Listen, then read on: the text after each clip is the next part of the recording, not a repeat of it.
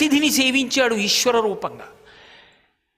అనయము గురువుల పెద్దల అతిథుల చేరి శుశ్రూషలు చేసినాడు. సర్వభూతములందు సమబుద్ధి అయి చాలా బహుమంత్ర సిద్ధుల బడసినాడు. అనేక మంత్రముల యొక్క సిద్ధిని పొందాడు. అంటే ఆ మంత్రాధిష్టాన దేవతలందరూ ఆయనకి వశవర్తులయ్యారు. ఆయన స్మరిస్తే మంత్రంతో దేవతలు ఆయనకి ప్రత్యక్షం అవుతారు. అన్ని మంత్రములను అన్ని కోట్ల పర్యాయాలు జపం చేశాడు. జపం చేసేటప్పుడు ఈ మంత్రాధిష్టాన దేవతల యొక్క శక్తి చేత ఇతరులను పాడు చేయడం ఆయన ఉద్దేశం కాదు. అన్ని భూతములందు సమబుద్ధి అయి అన్నిటా ఈశ్వరుడున్నాడన్న పవిత్ర భావనతో ఇన్ని మంత్రసిద్ధులు పొందాడు. ఇప్పుడు చెప్పండి, అసలు ఎంత పైకి ఎక్కేశాడైనా? ఇంకొక అడుగేస్తే మోక్షానికి వెళ్ళిపోతాడు. ఉత్తమురాలైన భార్య సత్యభాషణ నియమము జరిపినాడు.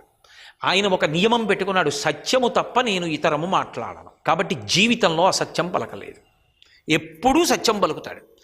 నిత్య నైమిత్తికంబులు నెరపినాడు. ఈ మాట ఏమంత తేలిక కాదు.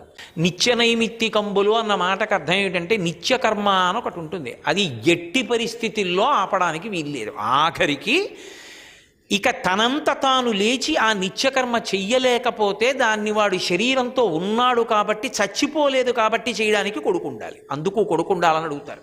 ప్రాణం ఉంది, ఇంకా కొట్టుమిట్టాడుతున్నాడు, ప్రాణం పోలేదు, బతికున్నాడు, కానీ సంధ్యావందనం చేయలేడు. ఎలా అంటే కొడుకు మంచం పక్కన కూర్చొని సంధ్యావందనం చేయాలి. చేసి ఆ అర్ఘ్యం ఇచ్చిన తీర్థాన్ని తెచ్చి తండ్రి నోట్లో చుక్క వెయ్యాలి. తప్ప సంధ్యావందనం చేయకుండా మాత్రం వాడు చచ్చిపోకూడదు. అంటే నిత్యకర్మకి అంత ప్రాధాన్యత ఉంది. ఆ ప్రాధాన్యత నెరిగి ఆ కర్మ చేస్తూనే ఉన్నాడు.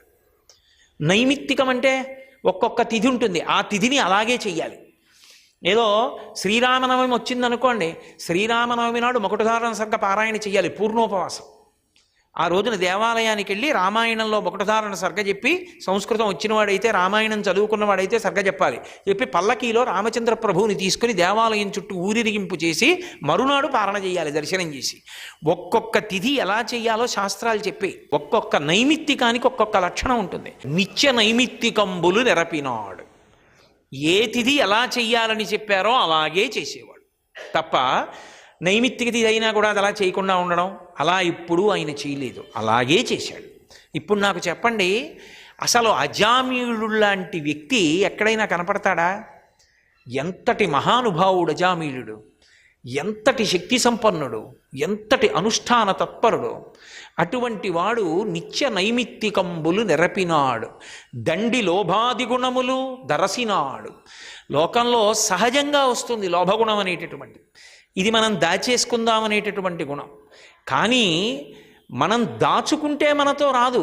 అసలు ఎవరికైనా ఉండే గుణం ఏమిటి? నాది నాతో వచ్చేయాలని, నాది నాతోనే ఉండాలి అని. నాది నాతోనే ఉండాలి అనుకుంటే చెయ్యవలసింది దానం ఒక్కటే.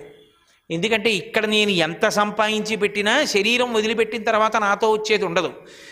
నాతో వచ్చేయాలనుకుంటే నేను దాన్ని దానం చేశాననుకోండి, పుణ్యం రూపంలో నాతో వచ్చేస్తుంది. కాబట్టి నాతో రావాలనుకుంటే దానం చెయ్యాలి. అది శాస్త్రాన్ని ప్రమాణంగా నమ్మకంగా చెయ్యాలి. అందుకని దండి లోభాది గుణములు దరసినాడు. లోభగుణాన్ని వదిలిపెట్టాడు. అందుకే ఎవరికి ఏదైనా దానం చేసేస్తాడు. అంతటి మహానుభావుడు.